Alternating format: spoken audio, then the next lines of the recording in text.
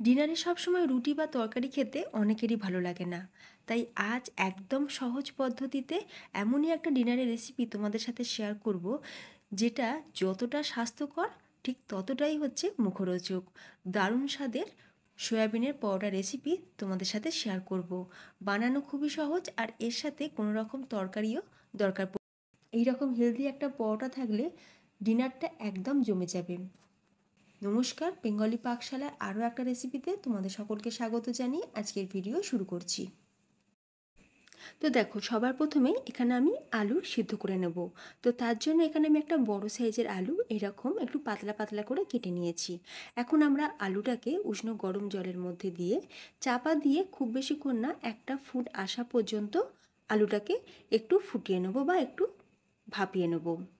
তারপর যখন একটা ফুট হয়ে যাবে, কড়াইয়ের ঢাকনাটা খুলে এবার আমি দিয়ে দিলাম 250 গ্রাম পরিমাণে সয়াবিন। 250 গ্রাম সয়াবিন নিয়েছি। তো মোটামুটি এখানে 8 থেকে 10 পিস মতন পরোটা আমাদের ইজিলি তৈরি হবে। এবার সয়াবিনটাকে আমরা একটু ভাপিয়ে নেব।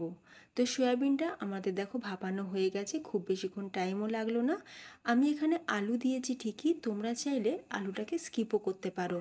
তো আলুর পরিবর্তে তোমরা কি ব্যবহার করবে সেটাও আমি তোমাদের একটু পরেই বলে দিচ্ছি।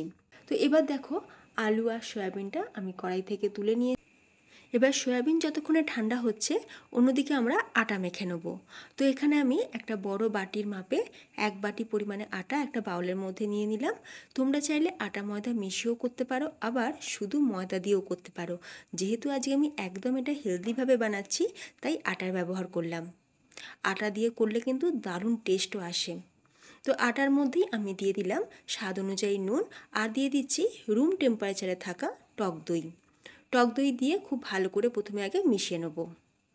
তো এখানে আমি 1 বাটির থেকে একটু কম পরিমাণে টক দইটা নিয়েছি, মানে বড় চামচে 4 চামচ। খুব ভালো করে মেখে নেওয়া হয়ে গেছে। এবার আমরা অল্প অল্প জল দিয়ে খুব ভালো করে মেখে নেব। নর্মাল জল ব্যবহার করছি, এখানে আমি কোনো গরম জল বা উষ্ণ গরম জল ব্যবহার করব না। নর্মাল যে জল, সেই জল দিয়ে খুব ভালো করে আটাটাকে মেখে নিতে হবে, ঠিক যেরকম বাড়িতে আমরা পরোটা মাখার জন্য ডোটা বানাই সেই রকম। আর এই যে দেখো, একটু নরম করেই মেখে নিলাম। এবার চাপা দিয়ে ডোটাকে আমরা 15 মিনিট রেস্টে রাখবো।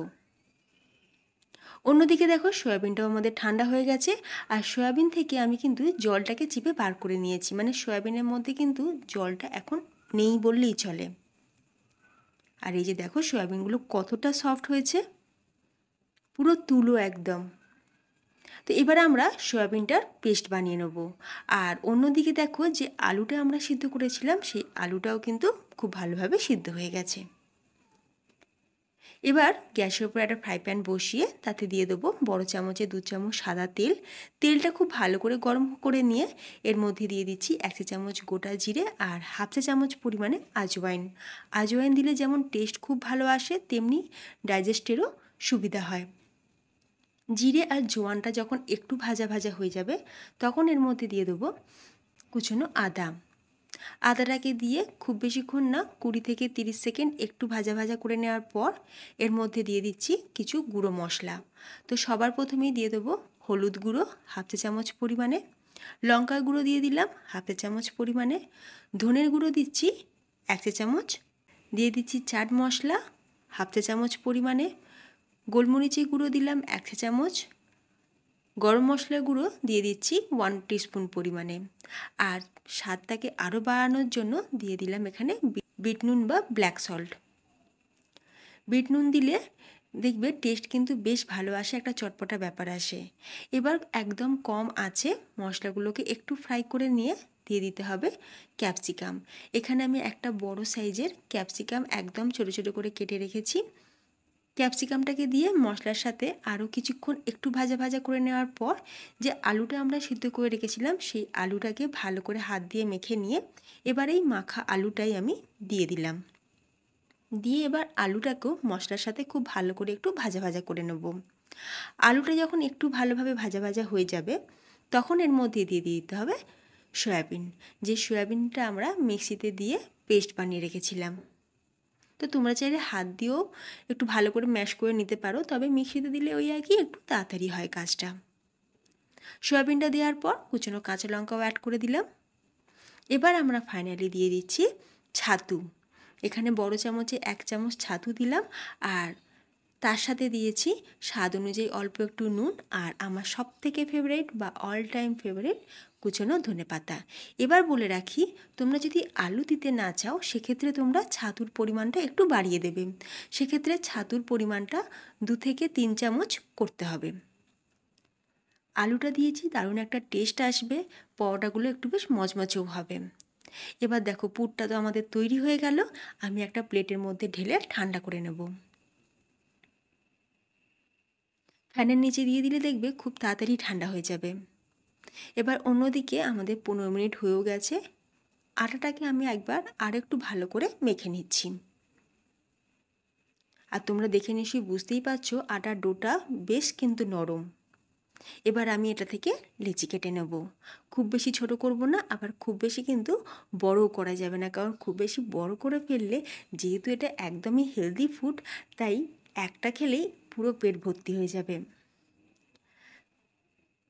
এবার একটা লেচি নিয়ে হাতের মধ্যে এইভাবে একটু বাটির আকারে শেপ দিয়ে দেবো, আর মাঝখানটা এইভাবে হাত দিয়ে একটুখানি প্রেস করে একটা গর্ত করে নেব। এরপর যে আমরা সয়াবিনের পুরটা বানিয়ে রেখেছিলাম সেই পুরটা হাতের মধ্যে নিয়ে একটু গোল গোল করে নিয়ে তারপরে পুরটাকে দিয়ে দিলাম এই লেচির মধ্যে। এবার আমরা মুখটাকে বন্ধ করে দেবো, তারপরে পরোটার আকারে এটাকে বেলে নেব।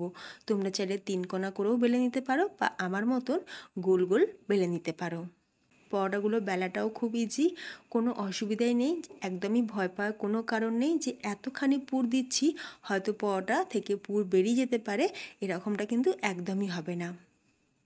আর এই যে দেখো, তোমাদের আমি বললাম না 8টা থেকে 10টা হয়তো পরোটা হবে, এখানে কিন্তু তার থেকেও বেশি হয়েছে, 11টা পরোটা তৈরি হবে। একই রকমভাবে কয়েকটা লেচির মধ্যে আমি পুরটাকে ভরে প্রথমে রেডি করে নেব, তাহলে পরোটাগুলো ভাজতে আমাদের সুবিধা হবে। বন্ধুরা, ভীষণই একটা হেলদি রেসিপি। আর আর এই যে দেখো, প্রথমে 5টা আমি রেডি করে নিয়েছি। এবার আমরা এগুলোকে একে একে বেলে নেব। কিচেন স্ল্যাবটা ভালো করে মুছে নিয়ে এবার আমরা একটা পরোটা প্রথমে বেলে নিচ্ছি।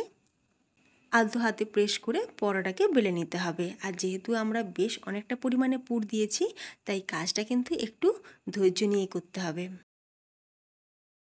তবে ভয়ের কোনো কারণ নেই, একটা পরোটা থেকে পুর কিন্তু বাইরে বেরিয়ে যাবে না। এই দেখো, একটা পরোটা বেলা হয়ে গেল, আর এই যে দেখো থিকনেসটা দেখো, ঠিক এই রকমই একটু মোটা টাইপের রাখতে হবে। এবার আর কিছুই না, এবার আমরা পরোটাগুলোকে ভেজে নেব। তো প্রথমেই শুকনো অবস্থাতে একটু নাড়াচাড়া করে নেব। আমি ফ্রাই প্যানের ওপরে পরোটাটাকে প্রথমে দিয়ে দিলাম। এখন কিন্তু আমি তেল বা ঘি কিছুই দিইনি। দুপিঠটা উল্টে পাল্টে একটু সেঁকে নেওয়ার পর এবার আমরা ওপর থেকে 1/2 চা চামচ পরিমাণে ঘি একটু মাখিয়ে নিলাম। দেখো, তোমরা চাইলে পরোটাগুলোকে বাটার দিয়েও ভাজতে পারো, আবার সাদা তেল দিয়েও কিন্তু ভাজতে পারো। যেহেতু আমরা একদম হেলদিভাবে বানাচ্ছি, তাই আমি এখানে ঘিয়ের ব্যবহার করলাম। তোমরা চাইলে বাটার দিয়েও বানাতে পারো, তাতেও কিন্তু দারুণ একটা টেস্ট আসবে। আর একটা কথা বলে রাখি, আমি এই পুরটা বানানোর সময় কোনো রকম পেঁয়াজ রসুনের ব্যবহার করিনি, তবে তোমরা চাইলে অবশ্যই পেঁয়াজ রসুন দিয়ে পুরটা বানাতে পারো। নিরামিষভাবে পরোটাটা বানালাম, খেতে কিন্তু দুর্দান্ত হয়। আর ক্যাপসিকামটা অবশ্যই দেওয়ার চেষ্টা করবে, তাতে কিন্তু টেস্ট আরও বাড়বে। একই রকমভাবে সবকটা পরোটাই কিন্তু আমি ভেজে নেব। দারুণ একটা টেস্ট হয়, পুরো একদম তুলো, মানে এতটা নরম তুলতুলে যে বাচ্চা থেকে বড় সকলে কিন্তু খুব খুশি করে খেতে পারবে। আর দেখো, কথা বলতে বলতে আমাদের কিন্তু অনেক কটা পরোটাই একসাথে ভাজা হয়ে গেছে। আমি পরোটাগুলোকে সার্ভ করব আচারি লঙ্কার আচার দিয়ে। তোমরা পরোটা কী দিয়ে বাড়িতে খেয়ে থাকো আমাকে কমেন্টে জানাতে পারো। আর আমি এরকম ঝালঝাল একটা আচার দিয়ে সার্ভ করছি, দারুণ খেতে লাগবে। তো তোমাদের আমি পরোটাটা একটুখানি মাঝখান থেকে ছিঁড়েও দেখাচ্ছি, দেখতেই পাবে যে ভেতরটা একদম পুরো পুরে ঠাসা, যেমন তেমনি আর কতটা ফুলকো ফুলকো পরোটাটা তৈরি হয়েছে। দেখো, ভেতরে পুর রয়েছে, কিন্তু তার সত্ত্বেও পুরো পরোটাটাই কিন্তু আমাদের ফুলে উঠেছে। আটাটা যে ভালোভাবে মাখা হয়েছে এটাই কিন্তু তার সবথেকে বড় প্রমাণ। তো তো তোমাদের যদি আজকের এই সয়াবিনের পরোটা রেসিপি ভালো লাগে, তোমরাও বাড়িতে এইভাবে বানিয়ে দেখো। আর ভিডিওটাতে একটা লাইক দিয়ে প্রচুর প্রচুর শেয়ার করে দিও তোমাদের ফ্রেন্ডস এবং ফ্যামিলির মধ্যে। তার সাথে আর বাড়িতে বানালে আমাকে কমেন্টে জানাতে ভুলো না তোমাদের কেমন লাগলো। আর চ্যানেলটা সাবস্ক্রাইব করা না থাকলে অবশ্যই চ্যানেলটা সাবস্ক্রাইব করে নেওয়ার জন্য তোমাদের সকলের কাছে রিকোয়েস্ট রইল। ভিডিওটা এখানেই শেষ করলাম, ধন্যবাদ।